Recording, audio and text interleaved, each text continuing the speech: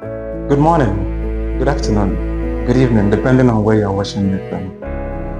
This remains the Diary of a Broken Man, where we discuss political, social, and economic issues bothering Nigeria.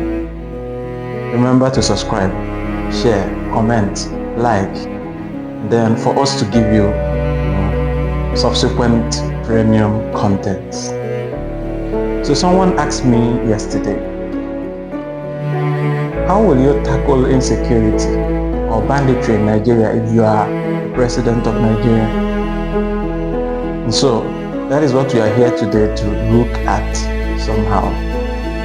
So for me to answer that, I need to figure out first of all what banditry is. Let me understand what banditry in Nigeria really entails. So for what I know, banditry in Nigeria is mainly around regions like the northwestern Nigeria.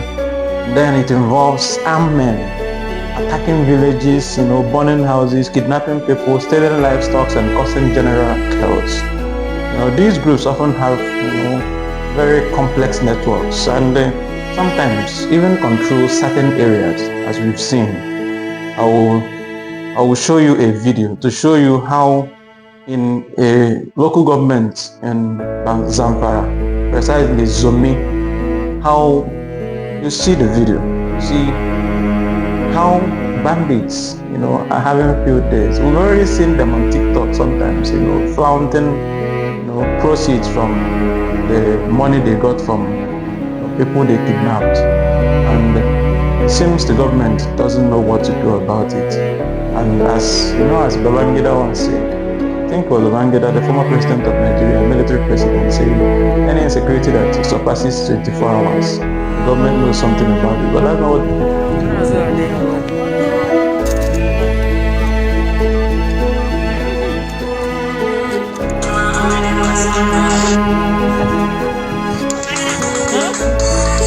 In case we are making today. So let's go forward. So first of all, I should consider the root causes. So why do people turn to banditry? That's the first question you ask yourself. Maybe poverty. Could poverty be the problem? Lack of education, unemployment, ethnic tensions, religious extremism. So I've heard that in some areas there are a lot of competition over resources like land and the water. There are some parts of the northern Nigeria where there's not enough water, so people struggle for water, people struggle for land, and a lot more of other things like that. So especially between herders and the farmers. So climate change might, be creating some of these problems and forcing herders to move further south, leading to conflict. Also, another problem could be governance and corruption, because for these people to have arms, you've not seen them handling arms, AK-47, AK-49.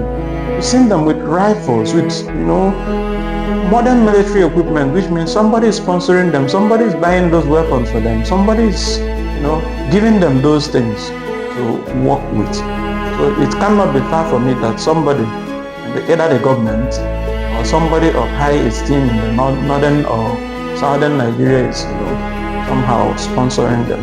We are yet to get to that. So it could be bad governance or weak governance and corruption.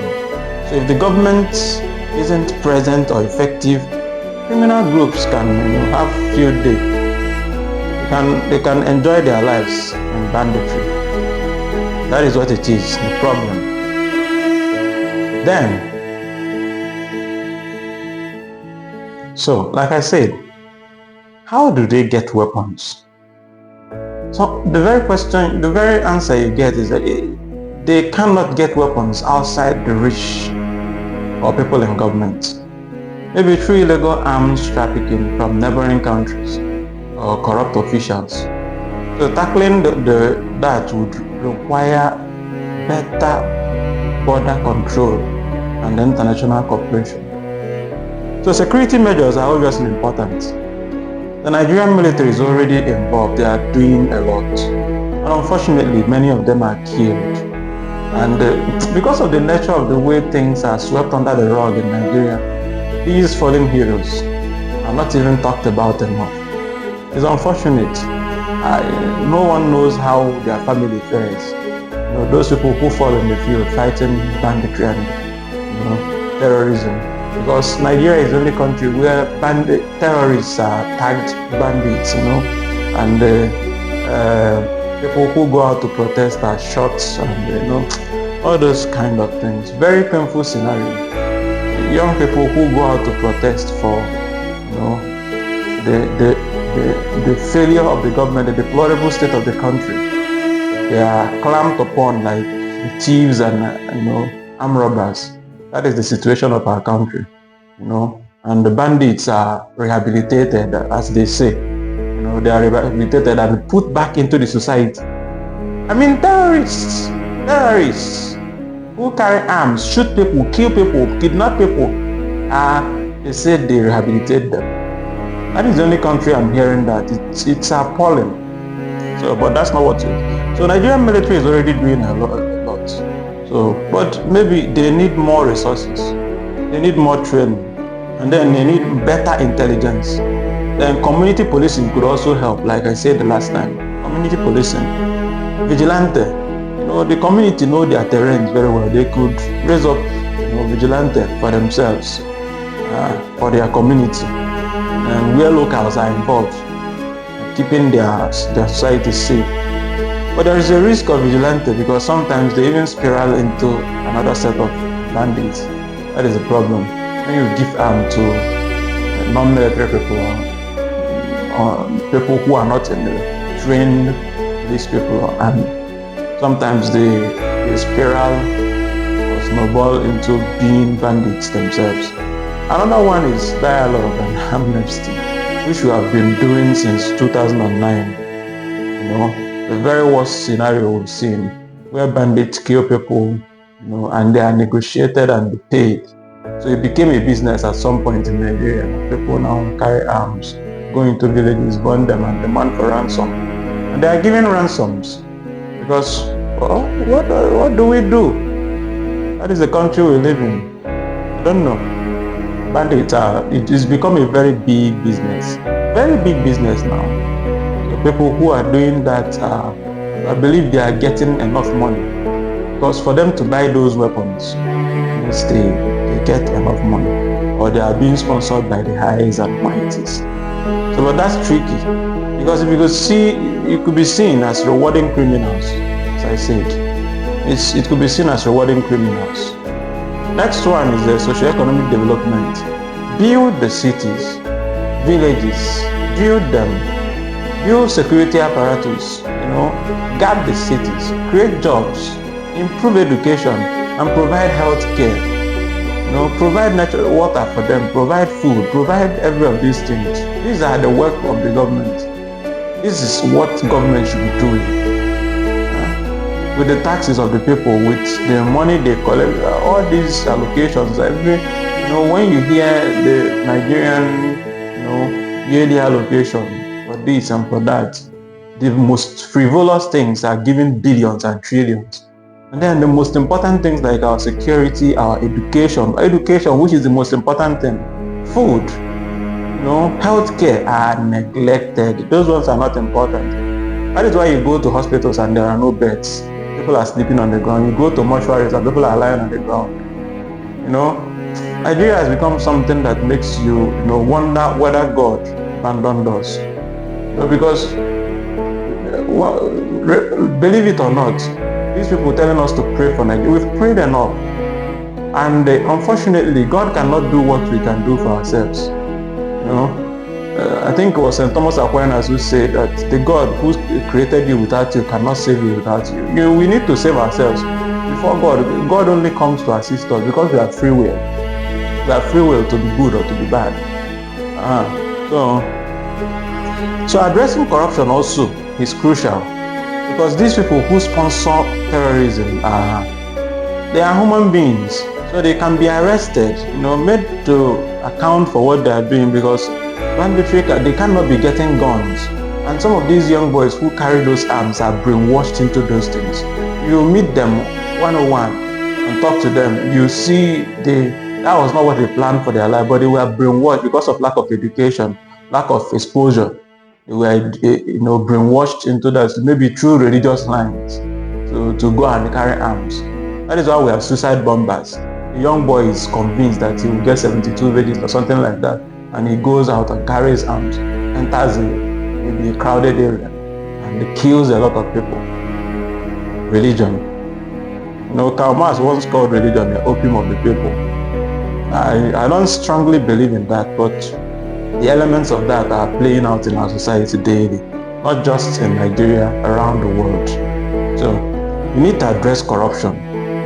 If government is corrupt, resources meant for embezzle for development or security might not be embezzled if the government is working. So strengthening institutions, ensuring transparency, and holding officials accountable could help. But that's a long-term solution and requires political will.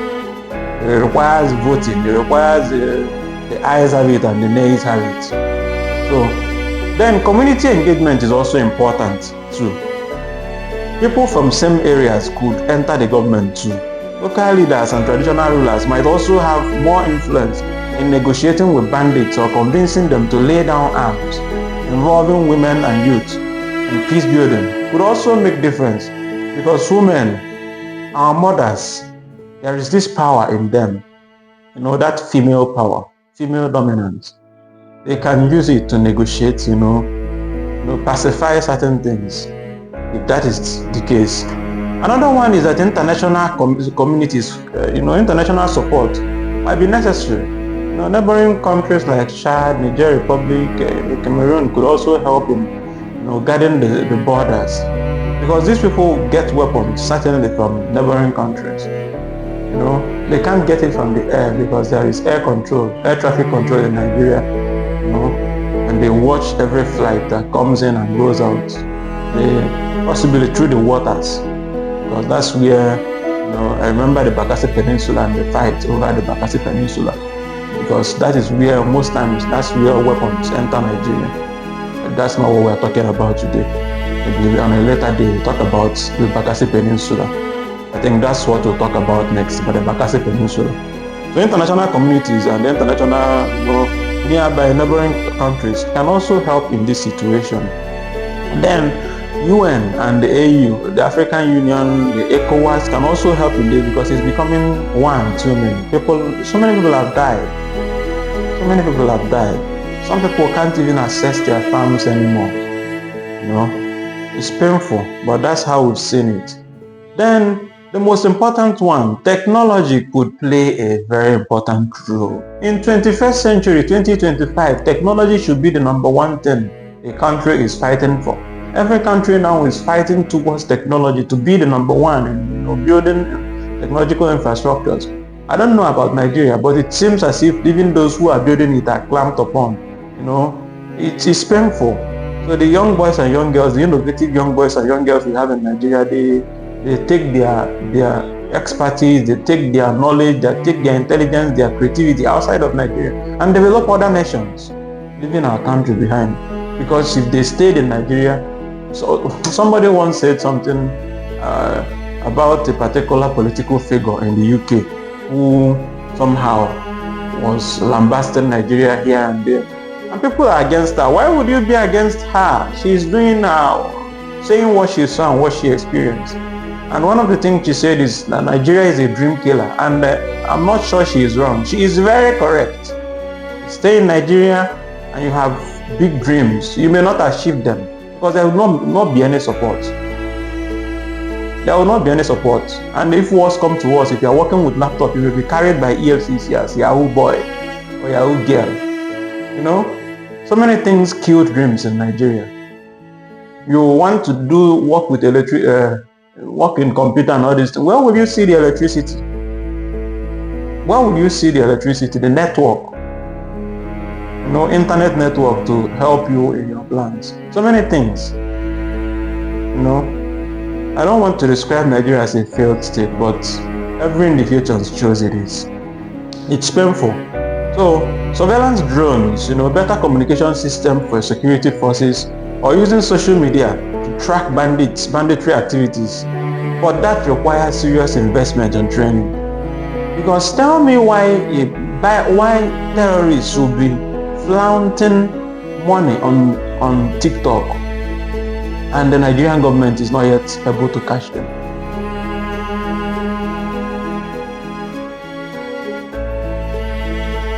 Or locate where they are. Is that not appalling?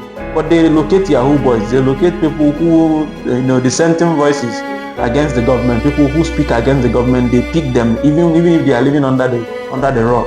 The government finds a way, the DSS finds a way to come and arrest them.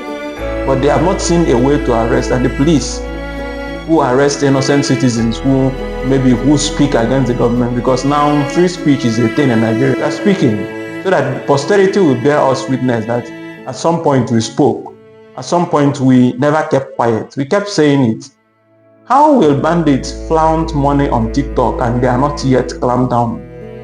And if worse comes to worse, those who are arrested are put back into the society in the name of rehabilitation. How do you rehabilitate a bandit, a terrorist? For Christ's sake, how do you rehabilitate a terrorist who should be in prison? Life imprisonment. That's Nigeria for you. Then, in dealing with this, dealing with humanitarian aspects, people displaced by banditry, how are they treated? They can be provided with shelter, food, medical care, and so on. And then the children there should be, sometimes they also need psychological reinforcement, because some of them have seen a lot. They have seen a lot to, destabilize their minds. So they need rehabilitation psychologically. Some of those people who have seen and experienced banditry and the terrorism in Nigeria, especially the northeastern part of Nigeria. So then there should be legal reforms to ensure that captured bandits are prosecuted effectively. I don't know how we got to the situation of rehabilitating bandits, terrorists, how we got to that situation. I don't know. I find it appalling as a person. I bleed in the heart hearing that, some people who went to protest the last time have been in prison, while those who carry arms, kill people, kill pregnant women, commit arson, commit every kind of terrorism are rehabilitated. How? My brothers and sisters, tell me how. I don't know. So legal reforms can be, the laws can be revisited so that people who are caught with banditry should be made as a deterrence to others. Should be made to pay, and the others will learn from it. So the impartial judiciary need to be robust and impartial to handle these cases without corruption. But there are challenges, because Nigeria has a large territory, more than 350 ethnic groups. It's a very big situation in Nigeria, large territory. So how do we handle this? How do we handle it? Let me know in the comment section what you think about it. But first of all, remember to subscribe, to like, share, and comment for premium content. See you on the next one. Cheers.